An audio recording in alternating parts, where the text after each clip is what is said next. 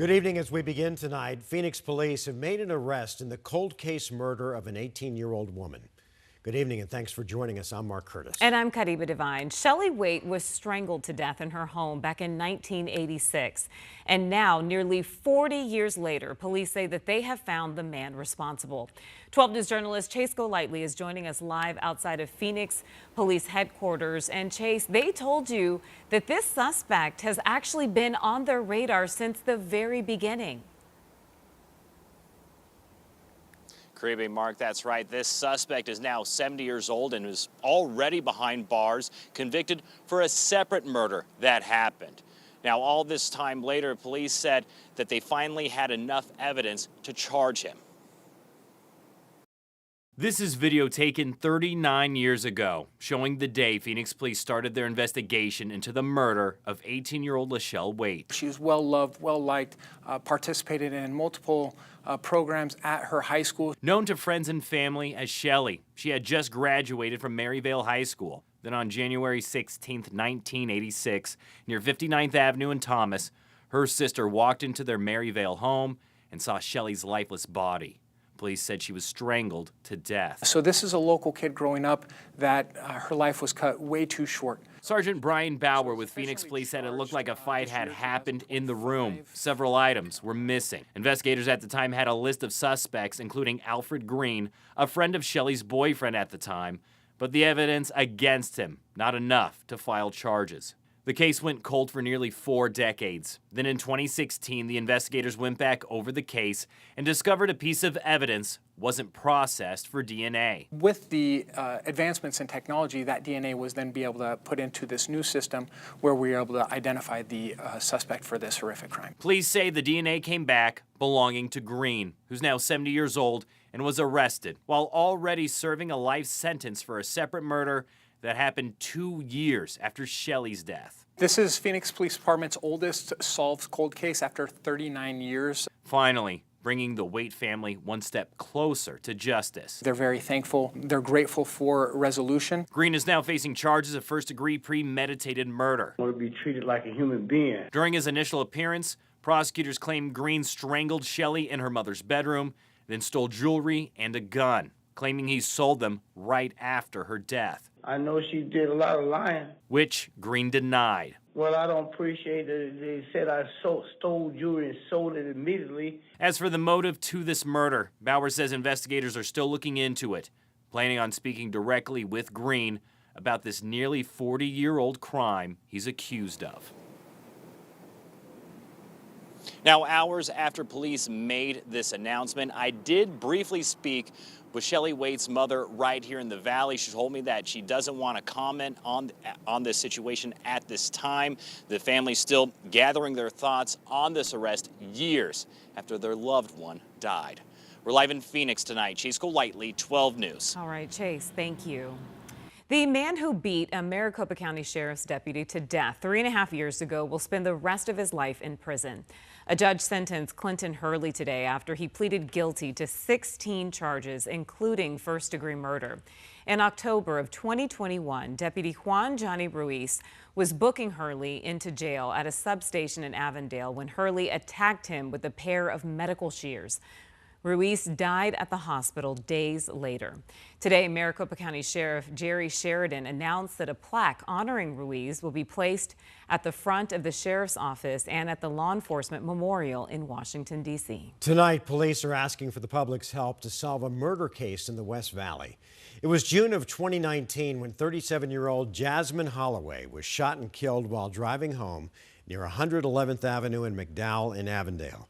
Silent Witness is now hoping to generate some new tips by offering a $2,000 reward for information that leads to an arrest. If you have any details that could help police, call Silent Witness at 480-WITNESS. A multi-agency operation into online juvenile sex crimes ends with more than a dozen arrests in the East Valley. The Apache Junction Police Department led the operation called Stranger Things. The identities of those arrested were not released, but we do know that they were all men between the ages of 23 and 59 years old. Police say that the men believed that they were talking to kids on different social media sites, but they were actually talking to law enforcement officers. Tonight we have an update on that fiery crash earlier this week on the US 60. DPS has cited the driver of the cement truck with failing to control his vehicle. Dashcam video captured the moment the cement truck rear-ended a pickup, causing it to overturn and catch fire. This all led to an incredible rescue by a police officer and an off-duty firefighter who saved a woman from that burning truck. The heartfelt reunion between the woman and her two heroes can be found on 12 Plus and the 12 News YouTube page. New tonight, a bill that would provide compensation to people wrongfully convicted of a felony and incarcerated is gaining some traction at the state legislature. 12 News journalist Brenda Lipinski spoke with the Arizona Justice Project about the measure, and she's joining us now with the story. Right now, there are 39 states that offer some type of compensation. Advocates hoping that Arizona is the next state to take accountability. This is the bare minimum we can do, and I vote aye. I vote aye. I proudly vote yes. I'm so sorry to hear what happened to you guys. Really. And I vote aye. A sea of support for House Bill 2813 at the House Public Safety Committee, a bill sponsored by Representative Kyle Powell. All we're suggesting here is for the state of Arizona to take full accountability for their mistakes. That would allow those wrongfully convicted of a crime and released after a court's pardon to seek compensation for all the years they were imprisoned. I served 15 and a half years here in the state of Arizona for a murder I didn't commit.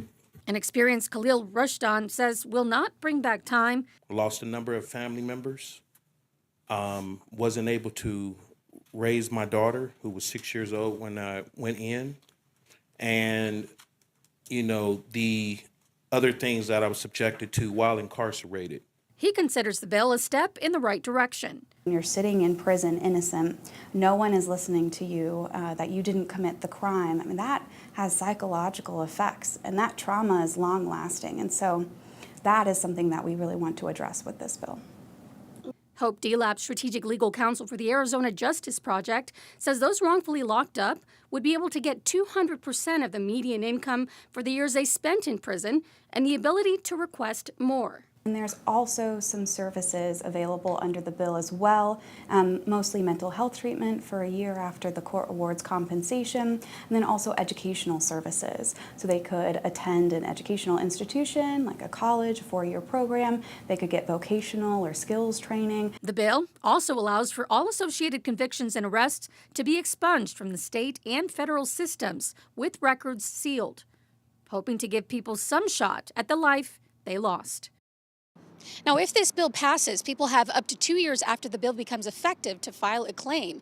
And moving forward, those who are released have 2 years after they're released to file a claim. Reporting in Phoenix, Brenda Lipinski, 12 News. Brenda, thanks. Time to check on the weather with meteorologist Chris Dunn. Chris, it's just a shame our weather's so nasty. Yes. Oh, it's so horrible. Well, if you don't like 80s or even 90s, you might think it's horrible. We actually hit 78 today. Compare that with the average of 72. And I want to point out this number here because this will be the coolest temperature over the next 7 days. And we were still 6 degrees above average. 80 tomorrow, 83 on Sunday, and then we climb up to the upper 80s by Tuesday. But that's not it. We have some 90s in the forecast. For tomorrow in Phoenix, we start out right around 50 degrees or so and then rise up into the upper 70s. We'll eventually top out at 80 degrees. And look at this, sunny, sunny, sunny, sunny with light winds. But that is also a problem. We'll talk about our drought and the snowpack deficit that we have across the state, along with the potential for some record heat coming up a little bit later. Chris, thanks. Last week, we brought you a 12 News exclusive showing you a huge flying boat that landed at Lake Pleasant, drawing huge crowds. Okay, well, tonight we're getting an inside look at the plane now that it's on dry land. 12 News journalist William Pitts got a tour from the experts. This is literally the best seat in the house. I'm on top of the Mars right now. There's the tail, there's the wings, and it's finally out of the water and on dry land. There's something off about this. The Philippine Mars is a plane sitting on a boat ramp on temporary wheels nowhere near an airport. A flying boat headed for desert dry dock. A 1940s era design. Ramon Purcell is in charge of documenting its trip from active duty airplane to museum piece. 81 years ago, she was flying in World War II. So it's really humbling to be able to sit here. There were only 7 Mars planes ever built during World War II. There's only 2 left. This is the last one to fly. It landed on Lake Pleasant last week. And she's on the water. It's half plane, half boat, and looks like both. It's a boat hatch. So close it up. It has a lot of boat parts, waterproof doors, an anchor, hatches to navigate in the water. But it's also a massive plane with 2 decks and 4 engines. Back before computers, you actually had a dedicated flight engineer. After the war, the Mars planes were converted to firefighting tankers. The water tank was made of wood and fiberglass and took up most of the bottom deck. It would get 7,000 gallons of water pumped in or brought in within the space of 10 seconds. The Mars is headed to the Pima Air and Space Museum. Once it touched down, time froze for this plane.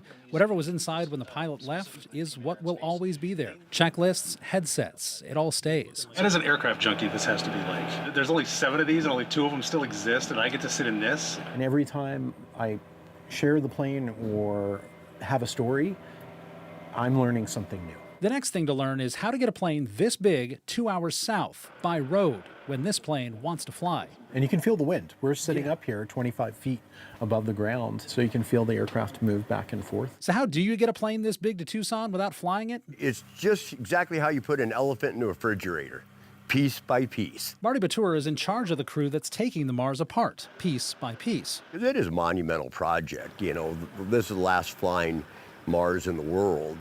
And she sits high in the saddle. Once I did see it today in person, it definitely took me back a little bit. Damian Vega runs the crew that's driving it south, starting with the 4 engines that rolled out today, then the rest of it. It's quite a bit of planning. We're still in the planning process right now. Basically, pull the wings and tail off, put them on a flatbed truck, and drive very, very slowly off to a new home where others can get the same thrill of seeing inside this rare and a little strange piece of history. William Pitts, 12 News. Will, thanks.